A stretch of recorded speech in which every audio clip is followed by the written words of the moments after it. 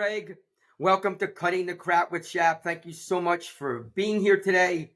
I am super blessed to be here with my incredible friend, podcaster, story weaver, writer, author, educator, just an incredible person, Barbara Bray. So great to see you, Barbara, my great friend. How are you doing? Oh, well, I'm blushing. I just I love being with you, Craig, and I've known you for so long. It's just like every time we talk, it's just nice to be with you. I just love it. Yeah, we do have a great relationship, and I'm really fortunate to have you on. I know that the people that are watching and listening, they're going to learn so much because you have just so much to offer. Um, Mm. just so many lessons and experiences that I think people will really get a lot out of, and it'll resonate with them. So we're going to have a good time. Oh, well, I love it because every time we talk, it's so fun. We go off in different directions, and it seems to all come back to something we started in the beginning with. And you're really good at that. I love it. Well, thank you, Barbara. I appreciate it. Why don't we start with this? So, you think about we're here together, we're kind of chatting and talking. What do you want, or what would you like people to get out of our conversation together? And I know that's like a broad question, but basically, what do you think?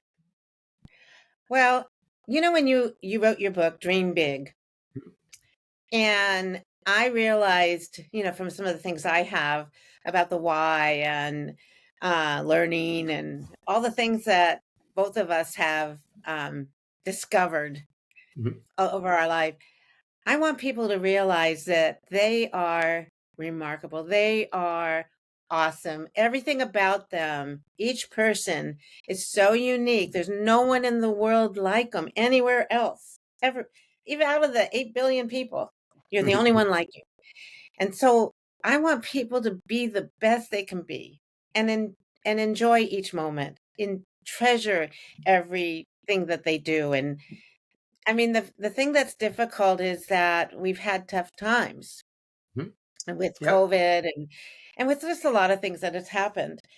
But if we look at how wonderful it is to be here and to enjoy each moment, it just makes everything wonderful when you're with people who feel like that. You know what? Every time we've talked, I remember the first time I talked to you. So we had connected a while ago. And I remember the first time I called you because I know you were struggling with something, and I ended up talking to you, and it kind of just really um, made a huge connection with me about who you were as a person, how kind you were, giving, caring, and I think your message is something that, of course, resonates with me. Like we are all unique in our own ways, right? We are all special. I do think that sometimes it can be really hard for people to see that. Um, and I Yeah. don't know why. I mean, well, if I knew why, I'd say I'd say why. But I do think that that's something that you have that. I think because of your life experiences, who you are as a person, your naturally optimistic attitude. But I always come back to like, well, how, like you said, recognize that you're remarkable, right? Right? Well, I I keep meeting wonderful people. I was at South by Southwest EDU and I met Guy Kawasaki, and his book is Hmm. Think Remarkable. Hmm. That's the name of his book. And I got to be on a podcast with him. Really, I did. It was so cool. And I don't know if you know who he is, but he's an amazing, amazing entrepreneur and someone who I've always valued as someone who I could be like maybe one day. Oh God. But yeah, I know.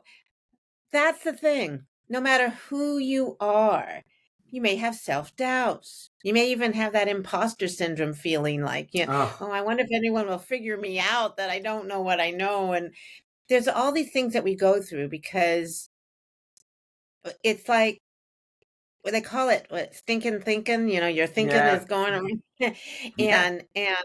and you don't realize that what your thoughts are, you become. So if your thoughts are, I can't do it, I'll never make it, you'll never make it. That's what happens. So I'm learning I'm in, a training right now on life coaching. I Hmm. thought it would be kind of good for me just to learn a little bit about dreaming, Hmm. and becoming something, um, where I feel comfortable in my own skin. It's like weird. I know you say, "Oh, Barbara, you've made it." And I go, "No, I haven't. I'm still looking." And that's happened. It doesn't matter how old you are. Something will happen in your life and you'll doubt yourself and then you'll want to figure it out.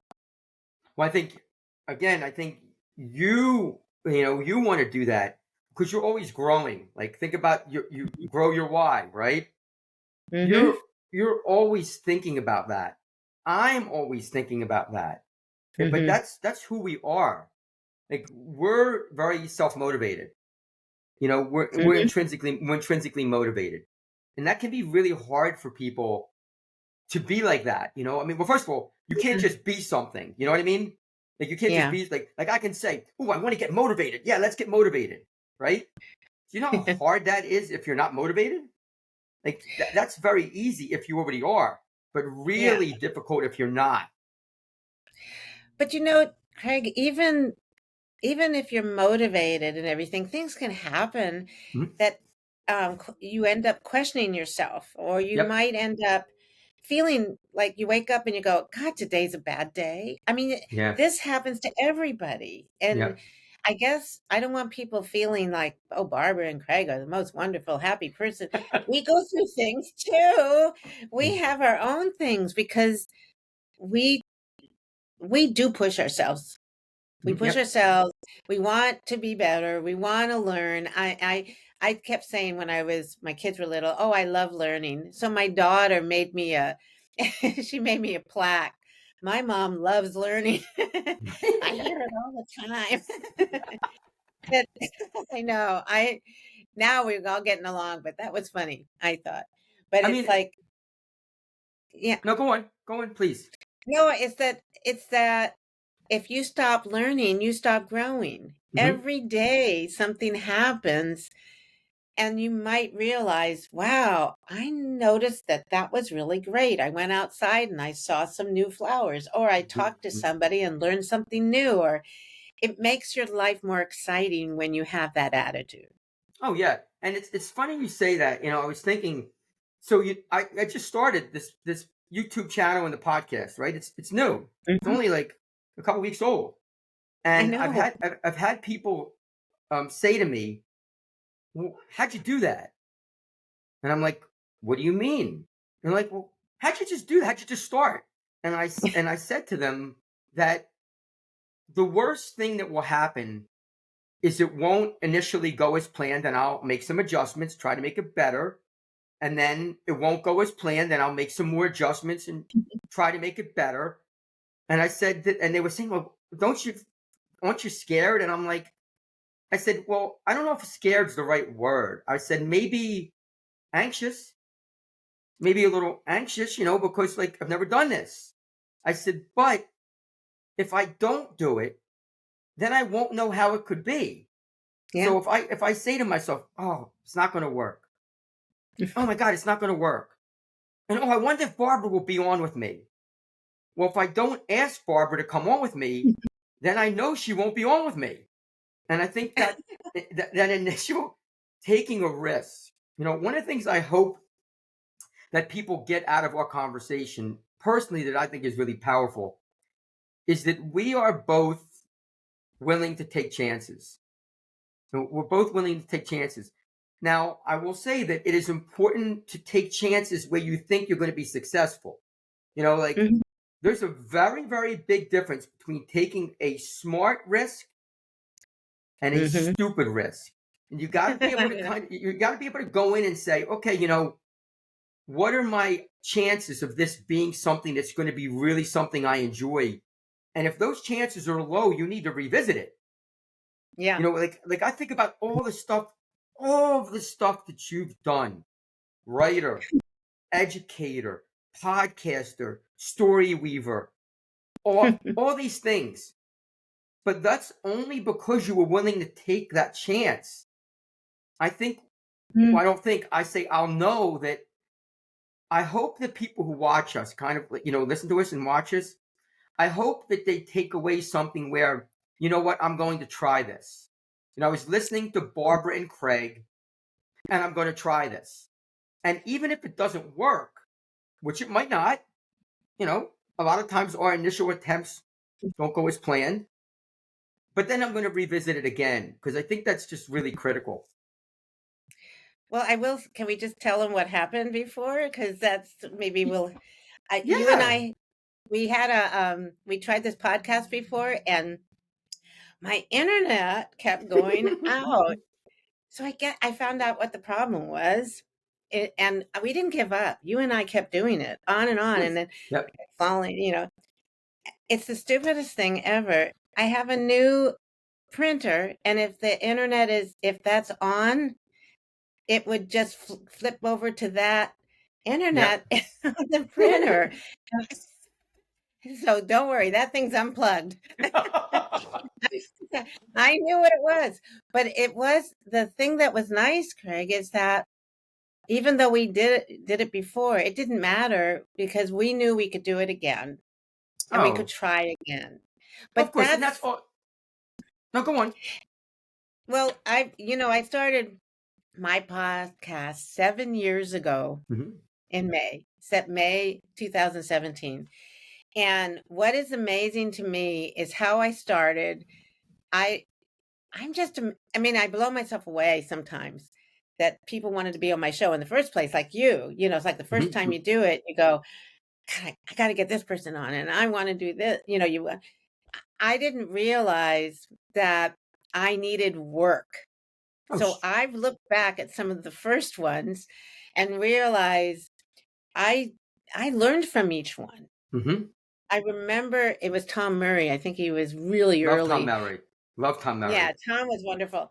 But he kept saying, Barbara, I really like what you said here. And I'm going to, and Barbara, he kept saying my name. And I went, I like that. If I keep saying someone's name, It's true. and and there were some other things that happened, Craig, and I'm going to say your name, uh, is that I took some coaching courses on listening. How can you have a podcast that isn't scripted? And it's just you're on someone's porch. And I always tell everyone, you're on my virtual porch. I might do Mm-hmm. some planning before, but we're not going to talk about those things. We're just going to talk like I'm talking with you. Yep. The first few times, oh, it wasn't like that. But it's still good. It's just what I needed to learn is I really love connecting to people. And I really love when someone shares a story that maybe they didn't tell anyone else. I've even had a few times where someone would say, I've never said this to anyone before. And I pause it and say, I think you probably might want to think that through because I'm going to put this on the internet. But And it I made think me that's, feel good, and I think that they that's wanted to also, share it. well, you're a very good listener. I mean, that's an art. Like being a listener is an art. It's not easy because we all want our voice heard. Like everybody wants to be heard. It's kind of what makes us human beings. Well, the thing about listening that was hard when you're doing a podcast or when you're doing something that's difficult that you haven't done is that you're constantly thinking about what you're going to say instead of really listening. Mm-hmm. When you change that and you just really hear what someone's saying.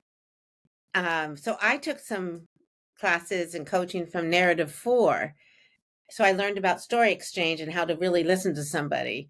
And I've used that in several workshops, and it's been really amazing. And it basically is you tell your story, I tell mine, and then I go, I'm you, and I tell you back what you said. And I say, hi, my name is Craig Shaparo, and this is my story. And you listen to me tell your story. It's amazing if someone can really listen and hear. It just Which makes is you feel so warm. because they're not.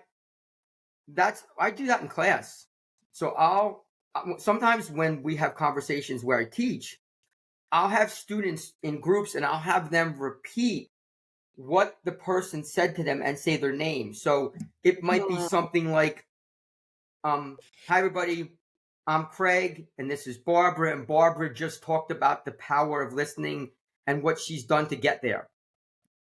That shows such recognition to the person you're talking about because it Mhm. validates who they are. It's very, very different than you and I having a conversation and I'm chomping at the bit getting ready to talk while you're talking, when really what I should be doing is listening, waiting, and then kind of speaking. And of course that can be hard. I mean, you might have something you're really passionate about that you want to mention, and so Mhm. you talk about it, which is, I think, fine. I mean, we both have a voice. We want to have our voices heard in authentic ways, so that's what kind of leads to that. So, Well, you mentioned authentic.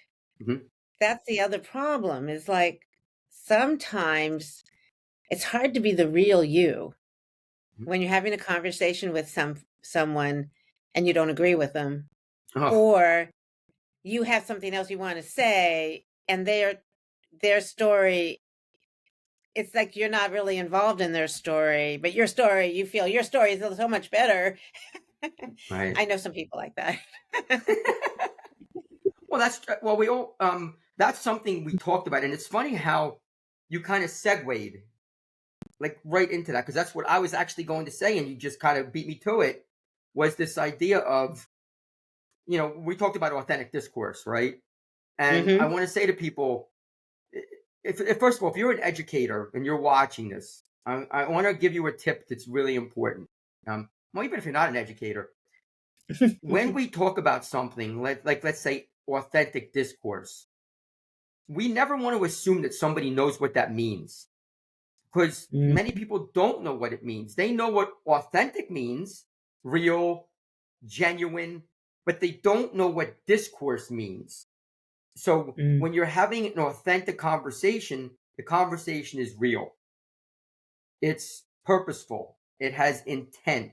But when you have mhm, discourse, that's where you have disagreements. But the disagreements are things that are done in a way that is incredibly respectful, where we're not attacking each other.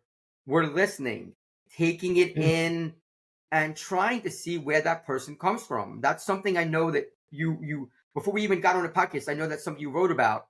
Can you maybe kind of mention how you view authentic discourse? Well, first, I wanna say that Nicole Biscotti and I have a podcast called Mhm, Real Talk with Barbara and Nicole, Authentic Discourse in a Polarized Society. So, we spent the first 4 episodes on authenticity and what that meant. We mhm. brought in, different people on on those episodes. Um, talked and, like, Hedrick Nichols, she talked about Yep, love bias. Hedrick. Love And, Hedrick.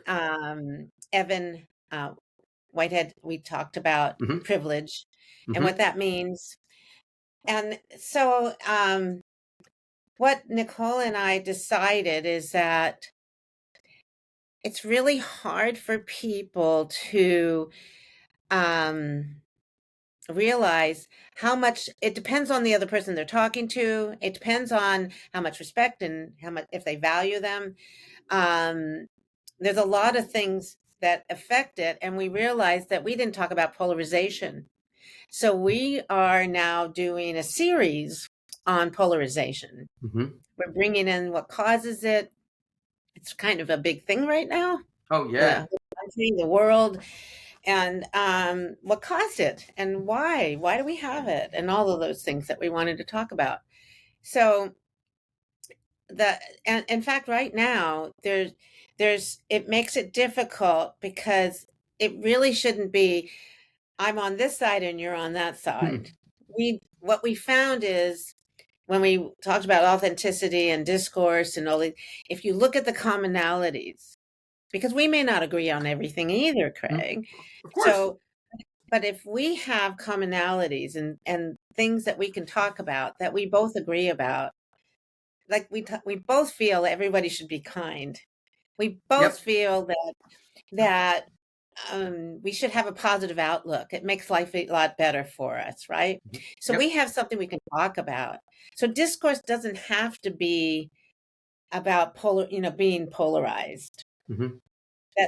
That authentic self could be, let's find something that we can talk about, which that's a little different than trying to talk to somebody you don't agree with, because you're never going to change somebody. I mean, you could try, but it's not it's not going to be fun unless you're both willing to work on it together. Hmm.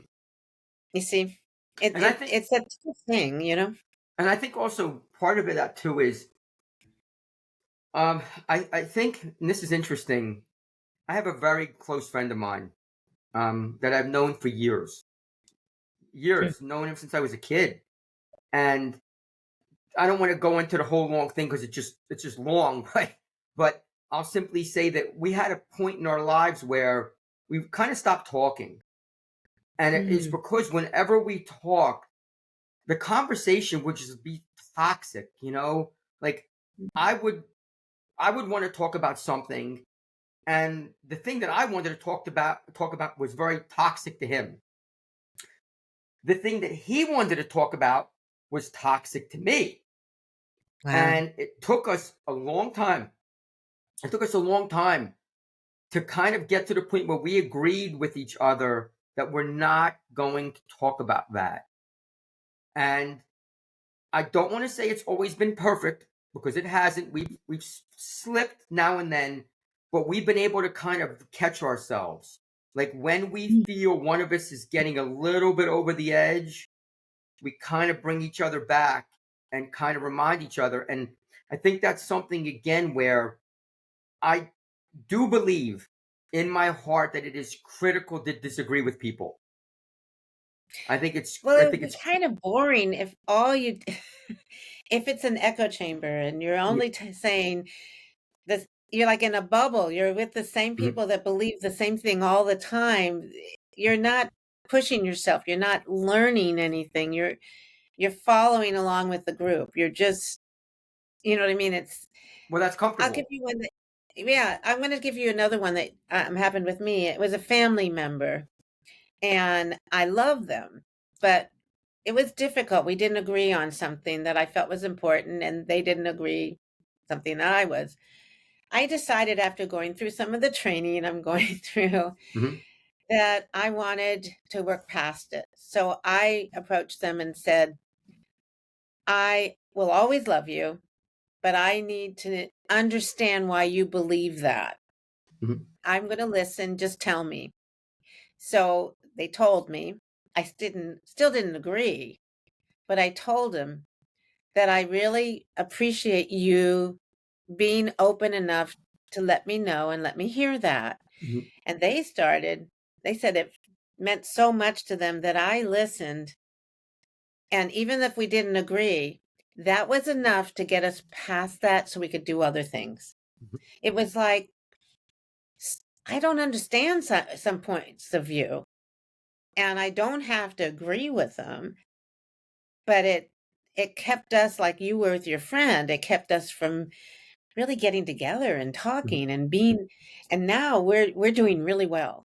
And I think that's the thing. It's like, just say I don't agree, but doesn't mean I don't care about you. Oh my God, but that's so critical. Uh, and that's critical to say that because I really believe that people who know me, I'm a talker. Like I've always been like that. I've always been like a talker. And one of the things I'll always say to people is, I'm never going to be hurt by your disagreeing with me, as long as you're not attacking me personally. Yeah. I'm totally cool with that. Like, and right now we live in a very polarized, partisan society, but that's also because there's not enough listening. Like, there's just not enough listening. And at some point, so let's just say you and I were talking, and there was something you were really passionate about, right? And I totally disagreed with you. You're telling me a story, and I'm going like this, and I'm shutting you out, right? You're Mhm. going to stop talking because you're going to pick up my vibe of like, oh, Mhm. what the heck's he doing? He doesn't want to hear what I have to say. And even if I'm not intentional about it, even if I'm not like intentionally doing it, you're picking it up. And this Yeah. is something for people that are watching this. Obviously, if you don't know people who don't know me, like I have 36 years of teaching. I've been a teacher, a coach for a long time. And one of the things that is really critical is to check yourself. And what I Mm, mean by that is when somebody is talking to you about something that maybe you don't agree with, maybe you something you don't know, mhm, maybe you just want your voice heard, step the frick back. Step back for a second, take it in, and let it marinate. Because by doing that, first of all, you put the other person at ease. You show them with your actions and your words that you're willing to listen. And not just listen, take it in.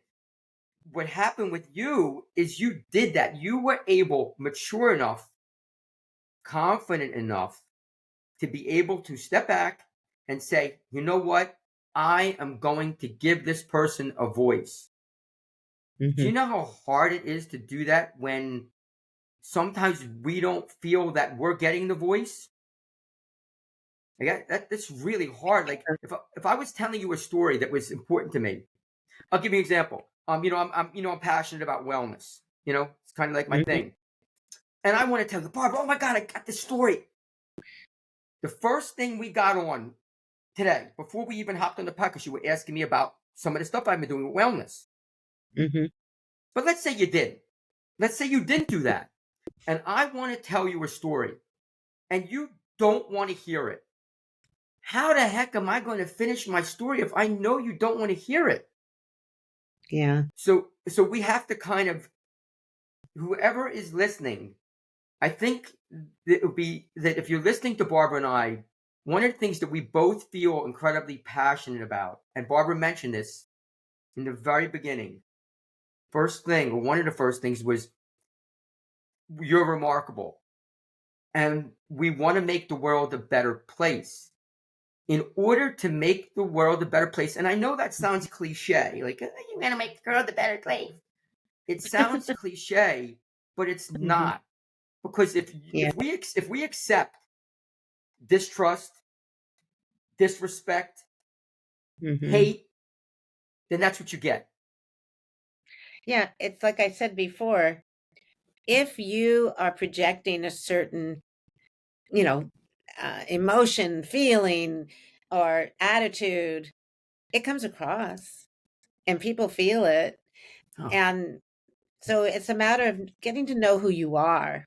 That's one of the things that when I wrote my book, Define Your Why, it was a lot of people that were, a lot of educators were stressed out, basically. They were telling me that it was difficult to figure out if they're doing the right thing, if they're in the right school, if they're, hmm there was all these things happening with them. And then COVID hit, and then it was like, blah, right on them. And then there was so much going on that I thought, we need our own confidence. We need to feel like we're doing what we need to do to make us feel good. But we also, I I'll just tell you, I used to do a workshop. In fact, I'm might be doing it again.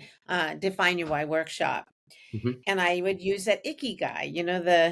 Yes. The thing in my book. It's about Japanese concept on the meaning of life, and I would do this um, part where I'd have people write down what they love and what they feel they're good at. And in almost every workshop, there were one or two teachers that would not do it because they felt hmm like they weren't good at anything. Yep. I went, oh, we need to talk about this. And I'd sit down with them and I said, I know you're good at something. Do you like to cook? Do you like to garden? Do you read? Do you do? Oh, you mean that? Like, they don't know that everything you do is all of you. Oh. Oh, they right now their focus is on what they can do for the kids, and then sometimes they're not getting the respect or valued themselves. hmm And what I said is, if you can get excited and passionate and share that passion with your kids and with others, it comes across. If it's like you're doing your thing on wellness and you're doing power training and you're so excited about it that it's really fun for all of us to watch and Mm-hmm. watch what you're doing, as long as you don't hurt yourself. But other than that, we all love you. But the thing is you're sharing about it. So I look at, like, there's other people online that love to put up the pictures of the garden, or they do photography and they share it. Those things help all of us. If you share what you're passionate about and what you love Oh, and yes. what you feel you're good at, like if you cooked the most amazing meal and you couldn't believe how wonderful it was, to share it. Those are the things we need to know, and let your kids know. That's the thing with teachers. They're so focused, and they got the pacing guide and they have Huh. grades, and now they have tests, and then the testing now and all these things. And the piece that's hard is the relationships. If you build those and you share, hey, I had the best night last night. You wouldn't believe what happened to me. I'd love to know what happened to you yesterday. Something like that. Oh my God. It's Do you know today? So where I teach at, I have a group of classes one day and a group of classes the other day. mhm. So my group that I had today, they haven't seen me since I competed, Ooh. because I competed this past weekend. Now they knew I was competing because I had talked about it, and I talked about the journey.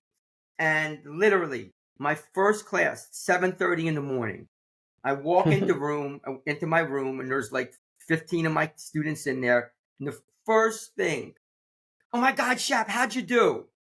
Oh. And you know, um, I think this is something where, whether you're an educator, and of course we're both educators, so we have that in us. But even if you're not an educator, and I want to be very clear here. Tell your story. Mhm. Even if you aren't, I don't care who you are. I don't Yeah. care whether you're a carpenter, a plumber, a doctor, a lawyer, an engineer, a CEO. Tell your story. Because if you think that somebody, oh, no, no, nobody's going to want to know that. Why would they want to know that? How do you know? How do you know whether somebody wants to hear your story or not until you tell your story? Yeah. Now, to be fair, telling your story doesn't mean blabbering on for 2 hours, but but it does mean, like, think about our conversation, right? Mhm. We're just talking. Mhm. We're just having a conversation. That's how you tell a story. You kind of give people a chance to listen, then they interject, and they might want more. They might say, "Oh my God, that's great. Tell me more." Or you pick up the vibe that maybe that's enough. And I know I did that today when my students were talking to me. I told them the basics, basics. And Mhm. if a student wanted more, I said, "Hey, everybody, listen. If you want me to tell you more, just let me know, and we can talk about that." And so I told them part of the story to kind of get them hooked. And if they wanted more of the story, they asked. And being fair and honest, some kids did, some kids didn't.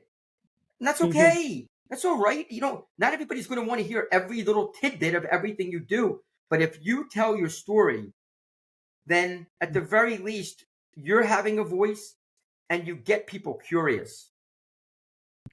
Well, you're human. Hmm? You make mistakes.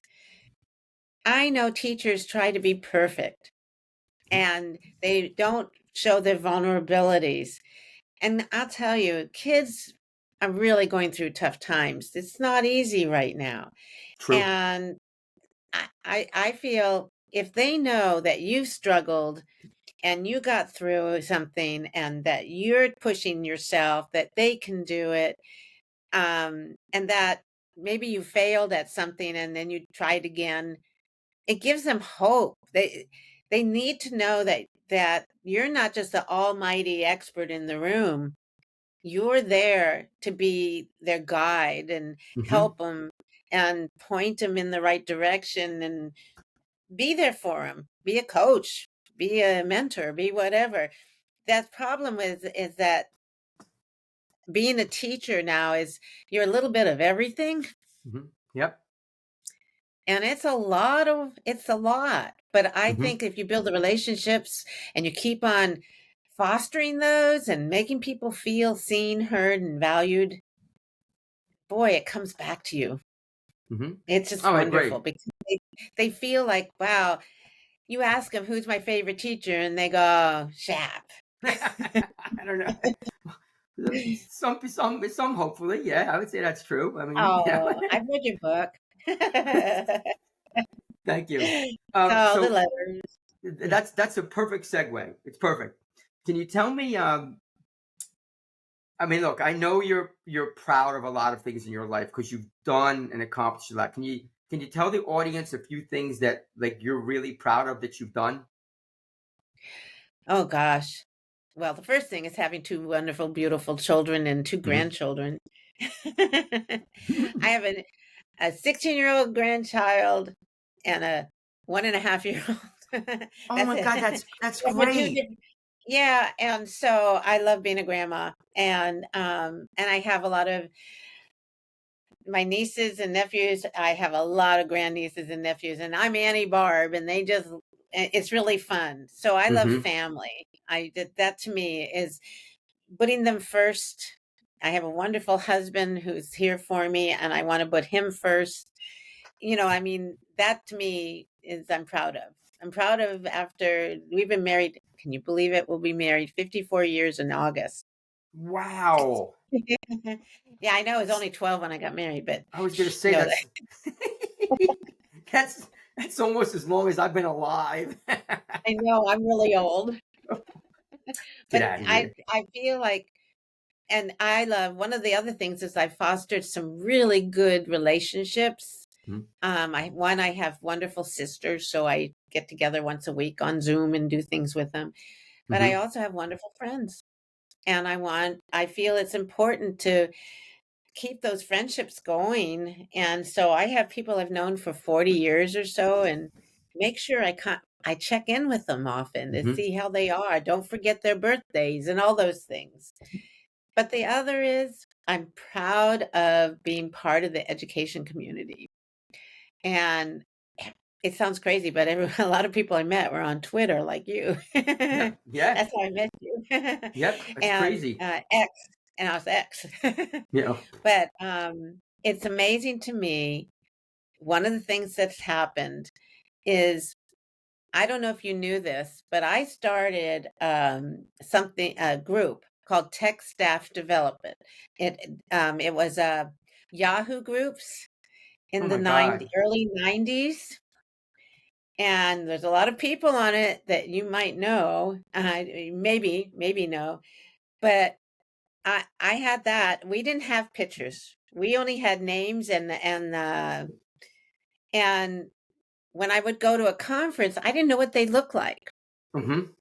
right? So there's like 4 or 500 people in this group, and we would get in there and write and write and write. Mm-hmm. So I'm at a conference and I'm didn't have a badge on, and I'm going down on an elevator with this woman, and we're talking, and I said, "Oh, I live in Oakland, California." And she goes, "I have a really good friend in Oakland, California. Do you know her, Barbara Bray?" And I go, "That's me." What? She goes, "I'm Janice from Missouri." And we've been friends ever Oh since. my God. Are you In fact, kidding? I'm not kidding. So Janice Friesen, she was working with Emints, and I ended up going to Emints and working with them from that relationship. It just opened the Wow. door. Yeah, and then I also in '93 I started a women's ed tech consortium for kind of real strong women, and Mm-hmm. we would go on retreat. How can we be keynoters? How Mm-hmm. can we, own our own businesses? That's how we did it. And we some of these people just have flown. They're just out there doing some amazing things. Like So you. I think, well, I don't know about amazing things, but at least I'm having fun. And Really. the other, well, I like helping people. I really I like know. doing that. I And know I that. think that I've always been like that, and you're always like that. But I hope I model some of that, that if I took some chances and maybe failed at a few things, but I'm still here, and I'm old, and I'm still working and still doing this because I love it. I love the people that I'm with, and I love learning all these wonderful, things that people are doing and can share it. So that's why I read books. That's why I do the podcast. Yeah, and of course, you're being humble, which of course you are. And I think that's a good trait. I think that's a good trait to be humble. But I also think it is very critical to kind of own your. I always say this. I have a sign outside my door. So when I was coaching, I coached cross country for years. I Mm. coached the girls cross country team for about 14 years, Oh, and wow. we would always have quotes, you know, team quotes. And one of the years that I was coaching, we had a very successful year. We had gone to the state championships. It was very successful, and one of the quotes that we had was "Own your greatness." And there's a sign outside my door that the girls on the team had made that said Oh, that, because it was oh, something, but it wasn't something that wasn't something I made up. We mhm. made it up together. It was something that we talked about, like, let's own your greatness. And I think that's something, like, you're very humble, but I would say to you, own your greatness. Like, if I think about all of the things that you've done, and not just done well, like, that's Oh, something that you've got to step back and say, yes, you're proud of being a mom, and you're proud of being a sister and a wife and a friend.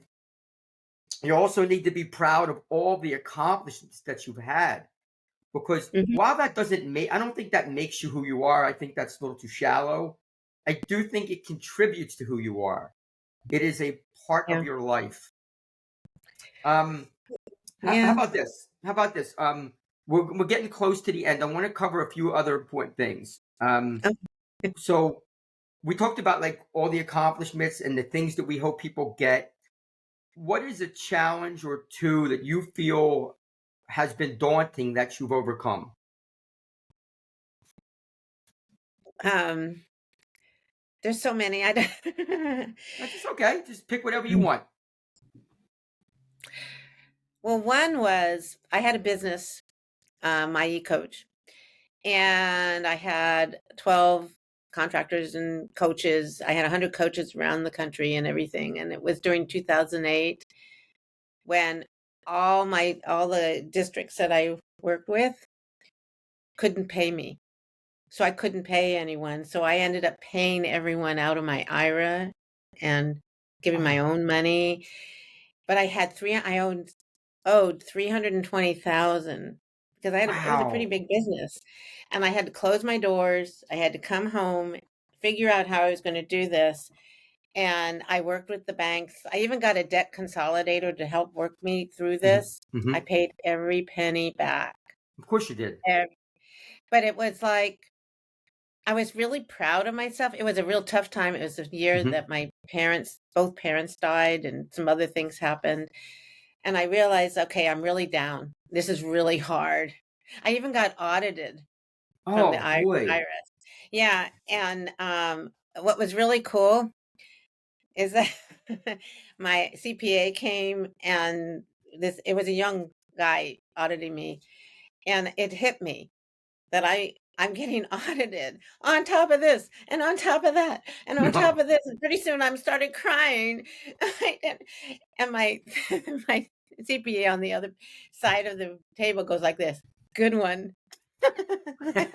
Oh my God. Yeah, you did it, Barbara. He goes, "Oh, you know what? I see you can do this. In fact, I really believe in your business, this guy, that if you ever need anyone, I'd love to work for you." Oh my God. I know. And I thought, okay, I was down. I had a lot happen. And I mean, I had to go to court to fight some of the banks because, see, the Hmm. banks did some bad things to small businesses then. If Yep. you, they doubled the minimum to pay back, but they moved everything up to 30%. So What? Yeah, and there was no reason. I had been paying because of what happened in the banks at that time, Yeah, the banking crisis. the banking crisis. So I'm sitting there going, I don't know how I'm going to do this. So I got this debt consolidator, Anthony from New Jersey, and he was great because I actually had some debt collectors come to my door. I thought they'd break my legs or something. I Wow. was scared. I'm not kidding. It was just, I didn't know that. I know, I'm telling you some stories here, but I have to tell you, I'm amazed at myself that I was able to do it. And then I've done really well. I had my business for years. I just transferred my business to K-12 leaders, Hmm. and I feel good that they can do anything with it because it's old now and Hmm. whatever, but um it's amazing what you can do if you put your mind to it. Even That's when you're all. the most down you could be. But that's like that. First of all, it's a great story. And thank you for sharing it. I think that would be very very hard. Like how you spun that into Hmm. something positive, even though you were going through something so traumatic. Well, that first of all, that's internal. Like that's who you are. I didn't Not do everybody. well What's that? at the time. No, I no, of have to course. tell you, it was tough. Right, but of course. But the fact is that listening to your story, even though it was that difficult for you, many people would have just said, screw it.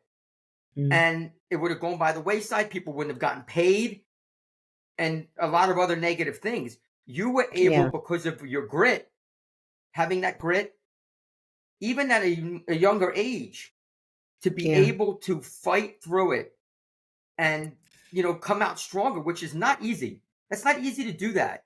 I don't know if necessarily we can train people to do that, but I do think that learning that skill of having grit, um I mean, I think it's really important. I can even say, just thinking about it, for people that have not watched, if you haven't watched any of my YouTube channel, um I really, obviously I'm proud of everything that I've put out there. But the mm, thing that I'm probably most proud of was, and Barbara mentioned this to me because she had watched the episode before we got on, is I just did an episode called "Effing Stupid," and it's just about a weight loss thing to get ready for my competition. And the challenge that it was, I've been in wellness my whole life since I've been a kid, since 13. So I've been in wellness for 45 years. I'm 58. wow, But this past challenge that I had, there were so many times that I wanted to quit. yeah, Um, and now it wasn't like a lengthy period like you're talking about. Mine was short, only a couple weeks. But towards the end of it, where I was exercising at 3 in the morning and sweating and no water in me, I wanted to quit. But there was mm, another side of me that also wanted to accept that challenge. you know and this is something I'll throw out to people that's very critical. If you do get a chance to watch it, and even if you don't, and it's kind of ad-libbing to our conversation, when I was thinking about quitting, my ego got in the way a little bit. I'm not afraid to mm, admit that my ego kind of got in the way, and I accomplished my goal. It worked out, but it could have yeah, made it much easier on myself if I would have put my ego to the side. So a yeah, message that I have to people that are watching this is, you do want to challenge yourself. You do mhm, want to have grit, but you also sometimes need to reflect and take a step back and think about, oh, maybe this isn't what I was planning it to be. And yeah, how do I fix it? Like in your business, you were able to, through your own grit, to figure out a way to make it work just by doing it over and over and not quitting. But I'll also say is that if you would have taken another path, it also wouldn't have been the worst thing. Sometimes there's more than one path that can be successful. It doesn't have to be just one way. I yeah, really would emphasize that to people. One of the messages that Barb and I are trying to get across to you is like, there's not a one way. So Yeah. if you're taking that, please don't take that, because that's not what it is. There are lots of different ways for you to build and be successful and challenge yourself. It's not a Barbara way or a Craig way. It is your way, as long That's as you're right. willing. Right, as long as you're willing to listen. You know, when you bring that up, we're all we have a collection of lived experiences that no one else has gone through. Each of those experiences give you that background, the skills, the whatever you might need to get through whatever it is. And it Mhm. could be you're challenging yourself and maybe some of the things are dangerous. Yep. But you're strong and you've done them before and that you can do it. So it just depends on you and your skills and your ability to get so you feel confident. I mean, my daughter was a surfer and is a rock climber. And there were some things she did. I used to cry thinking she's going to get hurt. She's going to get hurt. Mhm. And then I realized she had enough skills because she knew what she could do and and how far she could go. But it was really hard as a parent to watch her and think that, oh my gosh, she's going to get hurt. Oh, oh my So, God! Of course. And yeah. again, I think when people are when you're taking away stuff that we're talking about, you should hopefully take on challenges. Maybe it's making Mhm. your own podcast. Maybe Yeah. it's making your own YouTube channel. Maybe it's getting involved in business or taking a new job or starting a new relationship. Whatever it is, don't be afraid to take on that challenge. As long as the challenge is not so daunting initially that like I would never suggest to anybody that you take on a challenge that you know you can't be successful at. That's called stupid. Like you want to take on challenges that, like, even in myself, the challenge that I took to make a certain weight is something I'd done before. It's not something I had no experience with. It was Ah, hard. It was harder than in the past because of some other variables, but it was still something I've done. Like, think about it. You've written a book, multiple books, and now this is perfect. You're almost done another book, and you're. yeah. Well, it's done, but it's taken a little bit of time. I'm trying to learn how to publish. Let's just Mhm, say that's mhm, another thing I'm trying, and got some help, but there's some glitches. So mhm. what I've decided is I'm not going to push myself. I told people it'll be done in this time. Don't do that.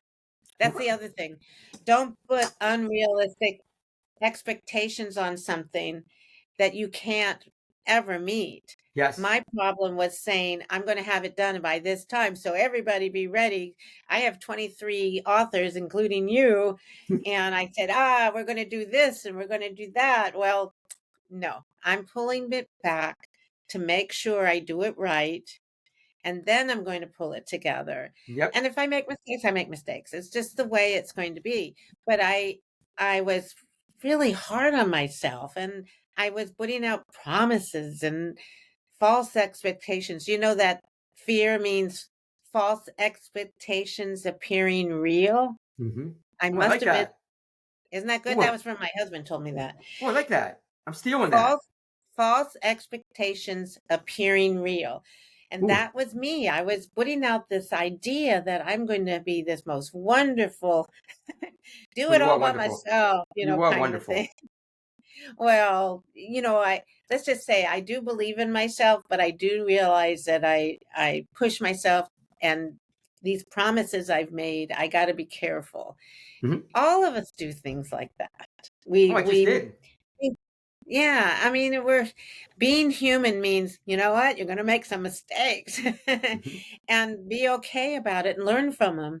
And so what I've learned is that I need more help with this, Hmm. and I can go slower, and I I can love do it, it. and when it's ready, it's ready. But I did need to, you know, in a lot of things we do, we want a lot of teachers I know are perfectionists like me. Oh yeah. We're perfectionists. We want to be the perfect teacher. We want to be the perfect, colleague. All these things we want to do. Well, you know what? We're going to make mistakes, or something is. I mean, I remember doing a presentation on the internet, and the power went out. Oh yes. I've had that. Long ago. So, anyway, it looks like just want to make sure that the internet's still working. I'm looking. Yeah, we're good. Since that went up and happened before. But I love being here. I Hmm. love being alive. I love this idea that I'm the only one of me and I can make mistakes and I can learn from them. And if that helps other people, that's wonderful because there's no one like each of us. Yep. And that even twins are different because they have different lived experiences. They may have the same, DNA and everything, but they may have a girlfriend or a boyfriend that's different. They may have other things that happen, and those experiences make them unique. I love it. So everybody, I'm going to ask Barbara if she has something she'd like to close with, and then I'll kind of wrap it up. So, Barbara, is there any like closing statement or message you want to pass along? Oh my goodness, Craig, I thought we talked about so much already. We did. Um, Great well, conversation. the one thing I'm doing right now is I'm taking a life coach certification. And what I learned is that um, it's that whole thing I mentioned about you are what you think. Hmm. And it just makes so much sense when I'm talking to someone who's really having a bad day. And I'm at a point where I'm going to listen, I'm going to help the best I can, but I found that I have to model it. I Hmm. can't change anyone. I can model it, I can give ideas, I can show them some strategies and tips and things like that. But you have to be willing to change your thinking, the thoughts that are behind you, Hmm. so you can enjoy every single day. It's remarkable that we're here in the first place. We're all a miracle. It's true. Good. So that's kind of my whole thing is I just love people becoming the best they can be. It just Hmm. makes me happy if I can be kind of there and tell their story and share with them what are the wonderful things you do, and that's who I am. I love it. Everybody. So, first of all, Barbara, you know, I mean, you're such a great guest, and Oh, I, all the stuff that you've shared. I mean, people that have just watched this, there's no way you're walking away from this conversation not getting something. This is oh, impossible. I mean, we talked about authentic discourse and being your best self and overcoming challenges and family and just so many education, grit. We talked about so many powerful messages. As I guess as the host of Cutting the Crap with Shap, my goal is always the same.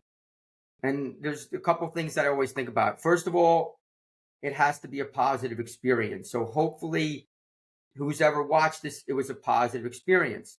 Number two is hopefully you learn something, anything. It doesn't have to be the whole, everything, but something. And number three is to ask questions. You heard Barbara and I going back and forth with some really powerful, critical topics about so many parts of life. Ask a question to one of us. If you're not sure about something, add to the discussion. Um, if you want to be on the podcast, I'd love to have you on. So my thing is I'm willing to have anybody on, because I believe that everybody should have a voice. So if you want to be on, please let me know. You can message me, find me on Twitter, Facebook. You can on YouTube. You can message me on the channel, and I'd love to have you on. I hope that everybody is grateful for all Barbara has shared. So much wisdom, grit, kindness, all these things that really matter. And I'm grateful for you, Barbara. So thank you for that. thank you. Everybody, as we close up, this is a tip of every podcast. There's always a closing quote that are always finished with, and this is a simple one. So it's very simple. Be your best possible self. Don't beat yourself up. Okay, Oh. everybody, thank you so much for watching Barbara and I. We greatly appreciate you. Barbara, great talking to you. Thank you so much, Craig. This was wonderful. There we go. Bye, everybody. Bye.